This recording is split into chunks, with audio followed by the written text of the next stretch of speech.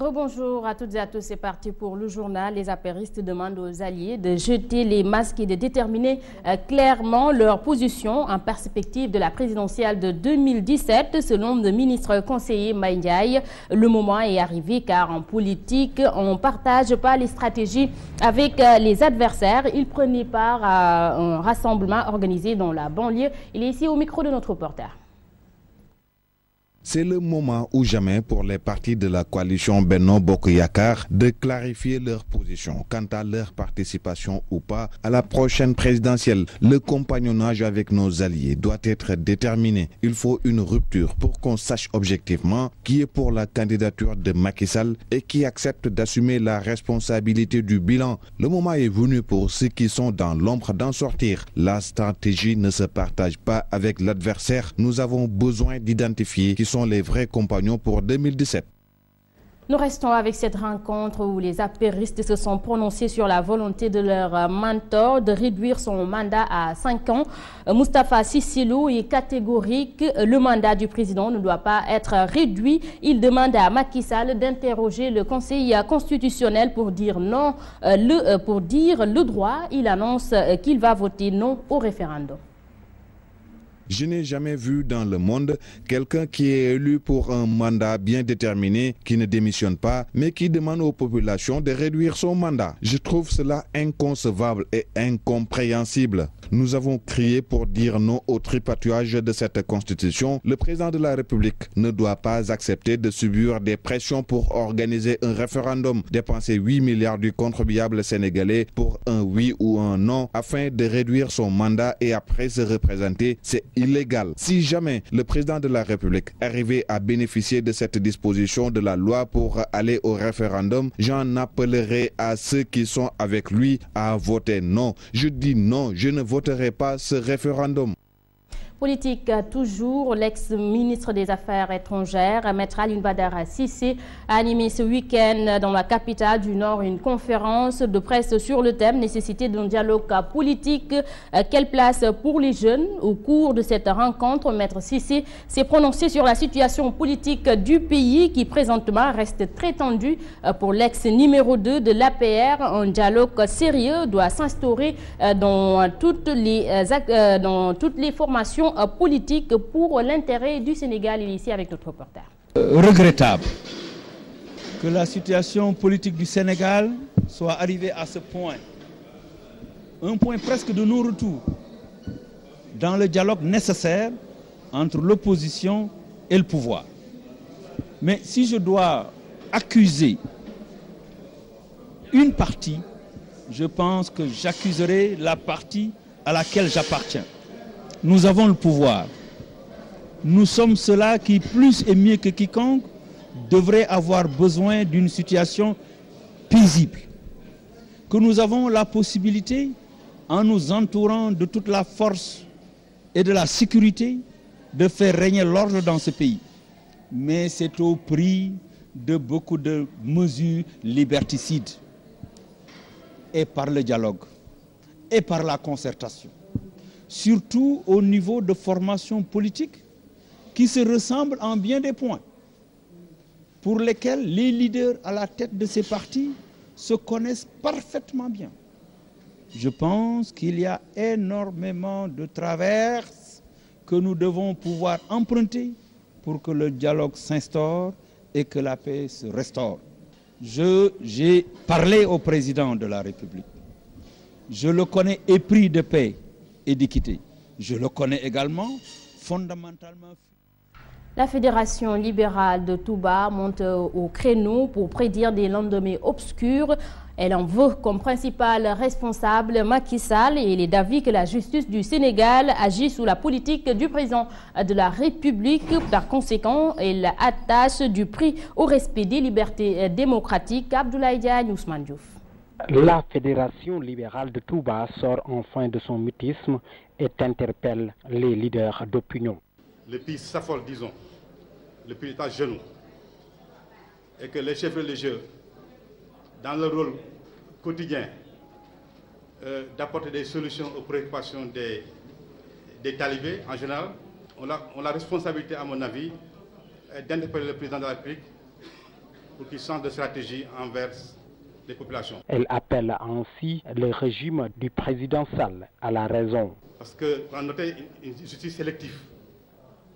Et que cette justice sélective est, disons, est manipulée et brigandée donc par un pouvoir politique. Aujourd'hui, ce que nous avons constaté avec le procès de notre frère Karim Wade, c'est que non seulement cette justice est embrigandée, est manipulée, orientée à la guise d'une seule personne, en l'occurrence Macky Sall. Quant aux arrestations notées dans les rangs, les libéraux sont plus que jamais déterminés à aller jusqu'au bout pour libérer leurs camarades. La stratégie qui est déployée par Macky Sall est une stratégie dont le but n'est autre que de menacer les gens du PDS, mais c'est de la peine perdue. L'affaire Serigne Assane Mbacké, nous sommes tous responsables de ce qui s'est passé à Touba. Et quiconque réitère les propos de celui qui avait dit ça, nous faisons la même chose, nous ferons la même chose. Que les plus hautes autorités de l'État le sachent.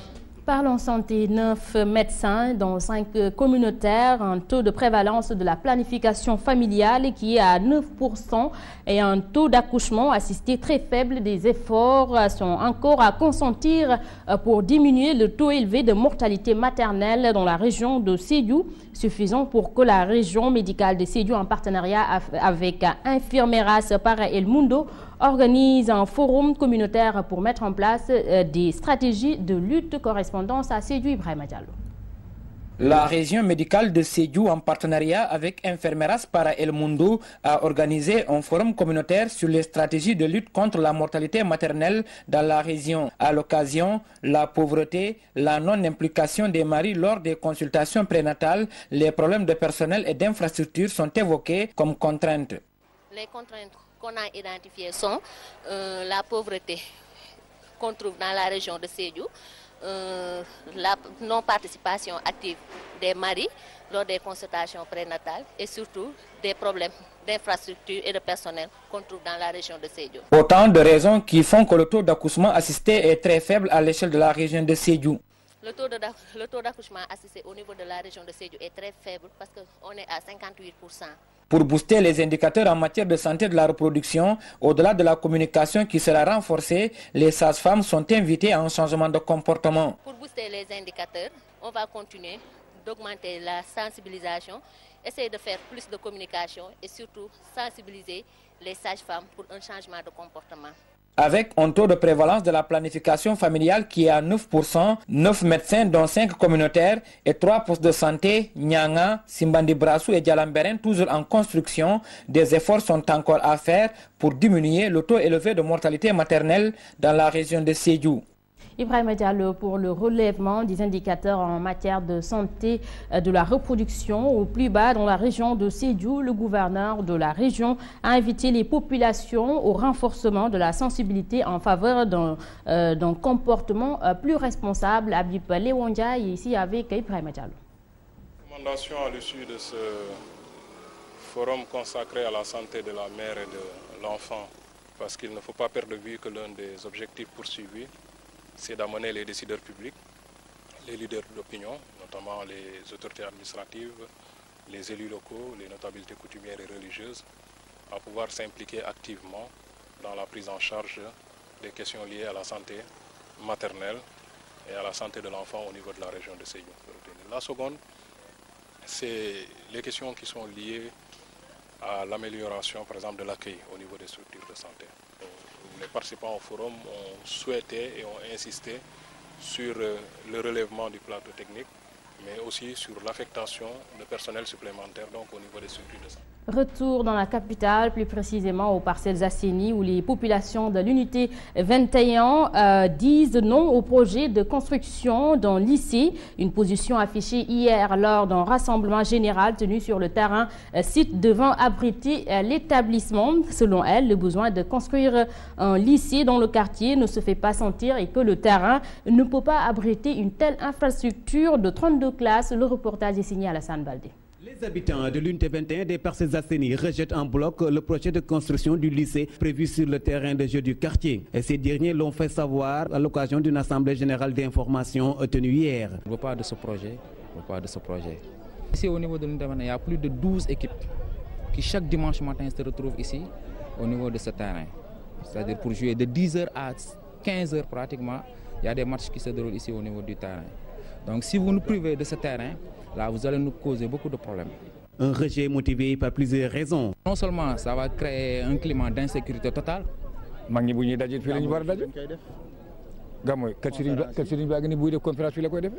Venus prendre part à la rencontre, les notables ont apporté tout leur soutien aux jeunes de l'ASC.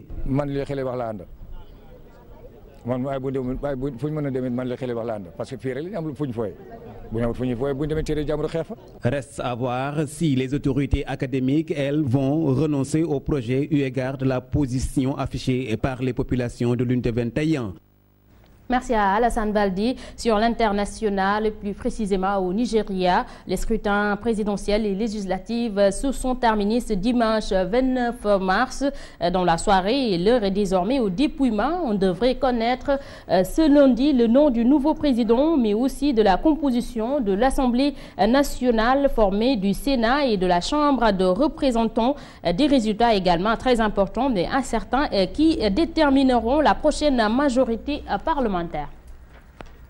Au Chili, l'état d'urgence a été décrété par la présidente Michelle Bachelet et un couvre-feu et en cours la nuit. Des inondations inhabituelles ont dévasté une partie de la région nord, celle du désert d'Atacama faisait plus de 10 victimes et une vingtaine de disparus. Les autorités estiment qu'il faudra entre 4 et 6 semaines pour nettoyer les villes touchées par ces pluies et avalanchées de boue, tandis qu'une polémique enfle déjà sur le rôle de l'État dans la prévention de cette catastrophe. Voilà donc, mesdames et messieurs, c'était tout pour ce journal. À vous tous, merci d'avoir suivi. Merci à toute l'équipe technique et l'équipe rédactionnelle qui ont participé à la réalisation. 7h30, Mamba Ndiaye et Mantoulaye Tchouboundoy vous retrouvent pour la revue des titres. 7h45, c'est le journal. Quant à moi, je vous donne rendez-vous à 13h et tout de suite, restez avec votre capsule. Bonne journée, bon réveil matinal.